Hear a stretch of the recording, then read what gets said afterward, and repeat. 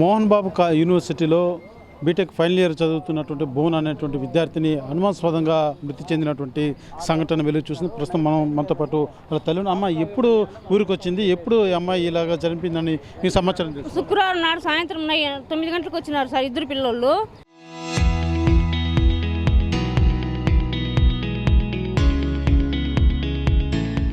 మళ్ళీ ఆదివారం నాడు వచ్చినారు. నిన్న సాయంత్రం ముందుకి ఇట్లా అయిపోయింది. నిన్న కాలేజీకి పోయింది, 3000 డబ్బులు వేయించుకునింది.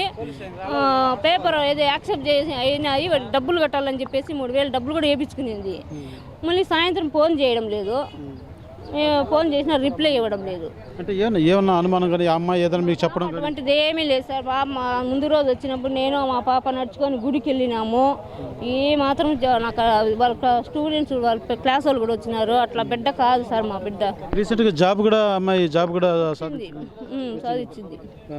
అంటే ఏదమ్మా కాలేజీ నుంచి ఏదైనా సమస్యలు అని చెప్పడం కానీ గతంలో ఎప్పుడన్నా? ఏమీ లేదు సార్, కాలేజీ గురించి కూడా ఏమీ చెప్పిండదు.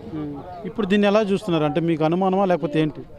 మా పాప అట్లా సూసైడ్ చేసుకునే అవసరం లేదు సార్, ఏదో జరిగింది సంథింగ్ అంతే.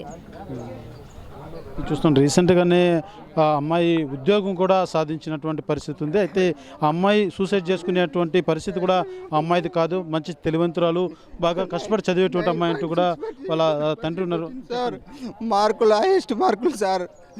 పాప జాబ్ కూడా కన్ఫామ్ సార్, ఇంపోజిస్లో వచ్చింది సార్. ఆ పాప సూసైడ్ చేసుకునేంత పని కర్మ లేదు సార్ మా బిడ్డకి. నా బిడ్డకి లేదు సార్, ఏదో జరిగింది సార్. జరగకపోతే ఈ పదిరి చేయి సార్. మీరు కాలేజ్ యాజమాన్యం ఎవరైనా మీతో సంప్రదించారా? లేదు సార్, ఇప్పటికి రెస్పాన్స్ లేదు సార్. ఇప్పటికి మా బిడ్డ కోసం మేము 6 గంటలకు ఫోన్ చేస్తే ఫోన్ ఎత్తలేదు అని చెప్పి మళ్ళీ ఫోన్ చేస్తే వాళ్ళ రెస్పాన్స్ లేదు సార్. నెక్స్ట్ పక్క రూమ్ వాళ్ళు అడిగి పోయి డోర్ తడితే డోర్ ఓపెన్లోనే ఉంది. స్టేషన్కి పోయినప్పుడు వాళ్ళు ఏమన్నారంటే ఆడున్న పోలీసు వాళ్ళు, మేము ఎంక్వైరీకి పోయినాము, రేపు పొద్దున ఆ పాప 4:30 నుండి 4:30కి రూమ్లోకి పోయిండే సీసీటీవీ ఫుటేజ్ చూపిస్తున్నారు. మళ్ళీ ఆ పాపను బయటకు తీసుకొచ్చుండే సీసీటీవీ ఫుటేజ్ తేవడం లేదు. ఇప్పుడు అనుమానించాలా వద్దా? ఇంకోటి, ఆ పాప సూసైడ్ చేసుకునేది తెలిసినప్పుడు తల్లిదండ్రులకైనా ఇన్ఫార్మ్ చేయాలి, లే పోలీస్ స్టేషన్లోనే ఇన్ఫార్మ్ చేయాలి. ఎవరో ఫ్రెండ్స్ ద్వారా తెలుసుకుని తల్లిదండ్రి వచ్చేంత వరకు తెలియజేయలేదు అంటే ఇంక వాళ్ళపైన అనుమానించాలా వద్దా? ఇప్పుడు ఏమిటంటే రాత్రి పోలీసు వాళ్ళు పొద్దున్నే సీసీటీవీ ఫుటేజ్ మేము తెస్తాము, వాళ్ళు చెప్పినాం తెమ్మని, వాళ్ళు తెస్తారు అన్నారు హాస్టల్ వాళ్ళు. ఇప్పుడు చేస్తే వాళ్ళు సీసీటీవీ ఫుటేజ్ తేలేదు అంటున్నారు. ఇప్పుడు ఏమిది? సార్ వాళ్ళే చంపేసినారు సార్.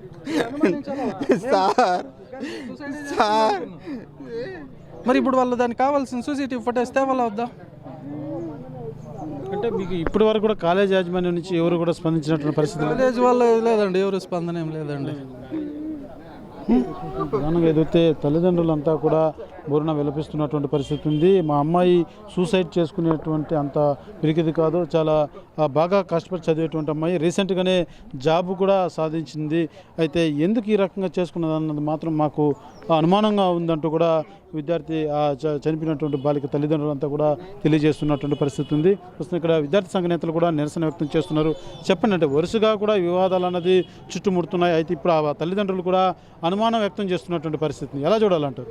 అంటే ఖచ్చితంగా ఈ మోహన్ బాబు యూనివర్సిటీల మీద రాష్ట్ర ప్రభుత్వం కూడా చాలా నిర్లక్ష్య చూస్తుంది విద్యార్థుల ఆత్మహత్యల మరణాల మీద. ఎందుకంటే ఈరోజు బంధుత్వం వర్గమో లేకపోతే డబ్బు చూసి ఈరోజు రాష్ట్ర ప్రభుత్వం కూడా మోహన్ బాబుని చూసిచ్చున్నట్టు ఉంది.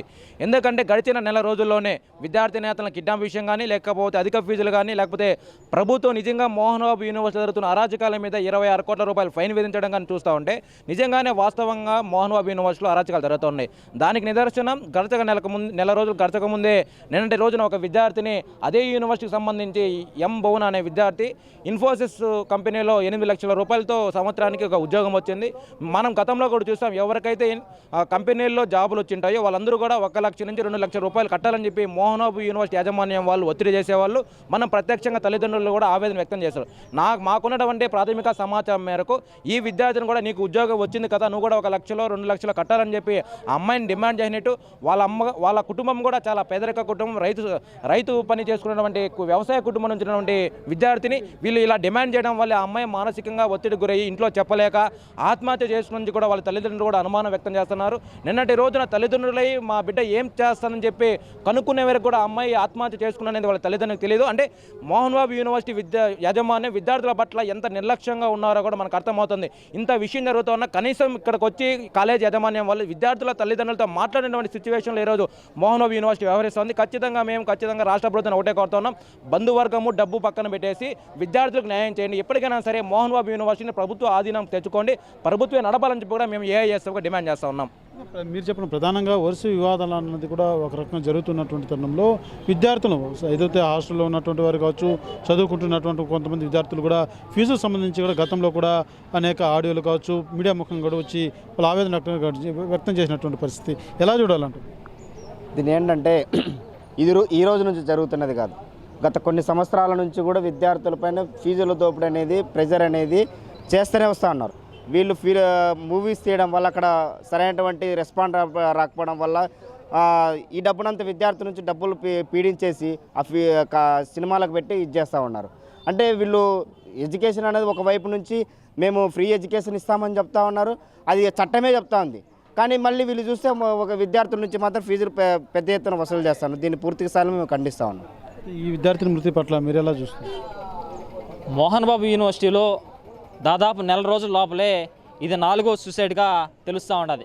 మోహన్ బాబు యూనివర్సిటీలో ఎన్ని అరాచకాలు చేసినా, ఎన్ని దోపిడీలు చేసినా అక్కడ విద్యార్థులను ఎంతో మానసికంగా ఒత్తిడి గురి చేసి విద్యార్థులు చనిపోయినా కూడా ఈ రాష్ట్ర ప్రభుత్వం ఉందా లేదా నిద్రపోతుందా అనేది నాకు అర్థం కావట్లేదు. వెంటనే ఆ విద్యార్థి కుటుంబానికి నష్టపరిహారం చెల్లించాలా, ఎవరైతే ఆ విద్యార్థి కుటుంబానికి సూసైడ్ కారకులయ్యారో వాళ్ళని కఠినంగా శిక్షించే విధంగా కూడా చర్యలు తీసుకోవాలనేసి నేను తెలియజేసుకుంటా ఉన్నాను.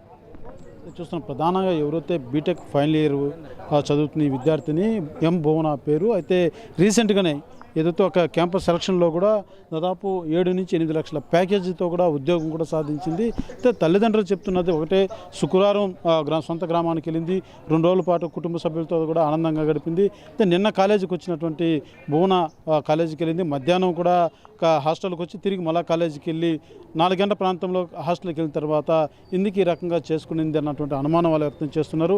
అదే రకంగా విద్యార్థి తల్లిదండ్రులు కూడా వాళ్ళకి ఫోన్ చేసేదాకా కూడా కనీసం సమాచారం కూడా మాకు అందలేదు, మేము వెళ్ళి పక్క రూమ్లో వాళ్ళని అడిగి ఆ డోర్లు ఓపెన్ చేసినటువంటి పరిస్థితి ఉందంటూ కూడా విద్యార్థి తల్లిదండ్రులు అయితే ఆవేదన వ్యక్తం చేస్తున్నటువంటి పరిస్థితి ఉంది. అయితే ఖచ్చితంగా ఆ విద్యార్థిని మృతి గల కారణాలు మాత్రం పోలీసులు సరైనటువంటి రీతిలో దర్యాప్తు చేసి నిగ్గు తేల్చాలంటూ కూడా డిమాండ్ చేస్తున్నారు విద్యార్థి సంఘ నేతలు. అదే రకంగా మృతి చెందినటువంటి బాలిక తల్లిదండ్రులు కూడా ఆవేదన చెందుతూ డిమాండ్ చేస్తున్నటువంటి పరిస్థితి. కెమెరా పర్సన్ కోటితో సురేష్, RTV, తిరుపతి.